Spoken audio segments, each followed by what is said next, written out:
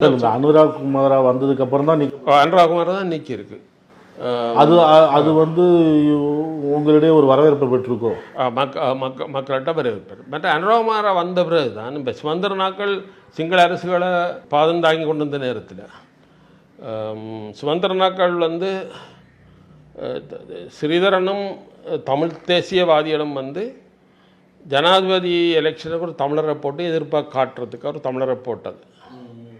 ஆனால் சுமந்திரன் வந்து கட்சியை சீர்குலைச்சது மட்டும் இல்லாமல் கட்சிக்குள்ள தண்டு ஆக்களை குறுக்கு வழியால் கொண்டு வந்து கட்சியை கைப்பற்ற முயற்சியில் ஈடுபட்ட அதே நேரத்தில் சஜித் பிரேமதாசான் இன்னொரு சிங்கள இனவாதி இப்போ அவர்களுக்கும் அன்றாவும் கூப்பிட்டா அன்றா வந்து நான் பல மடங்கு மேலண்டான்னு சொல்லுவேன். ரணில் சஜித்தோட ஒப்படைக்கல. முன்னர் வந்து அன்றா வந்து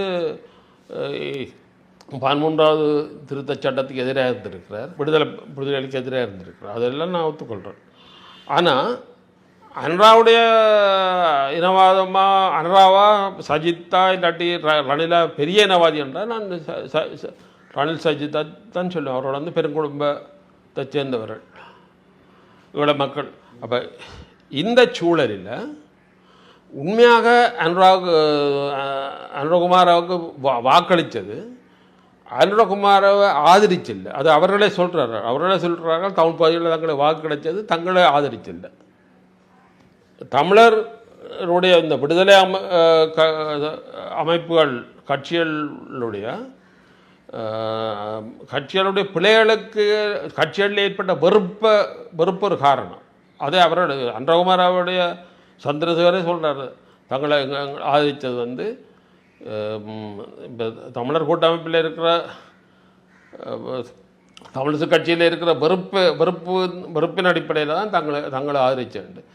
அப்போ இந்த வெறுப்புக்கு அடிப்படை காரணம் வந்து ஒன்று அவர்கள் இளைஞர்களையும் பெண்களையும் புறக்கணித்தது.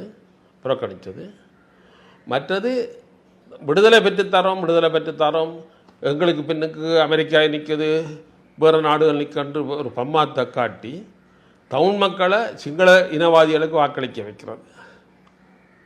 இப்போ கடந்த ஜனவரி தேர்தலில் தமிழ் மக்கள் வந்து ஸ்ரீதரனுடைய தலைமையில் தமிழரசு கட்சி வந்து தமிழ் வேட்பாளரை ஆதரித்தது. ஆனால் சுமந்திரன் சிங்கள இனவரிய குடும்பத்தில் வந்த பிரேமதாசா என்ற மகனை ஆதரித்தது.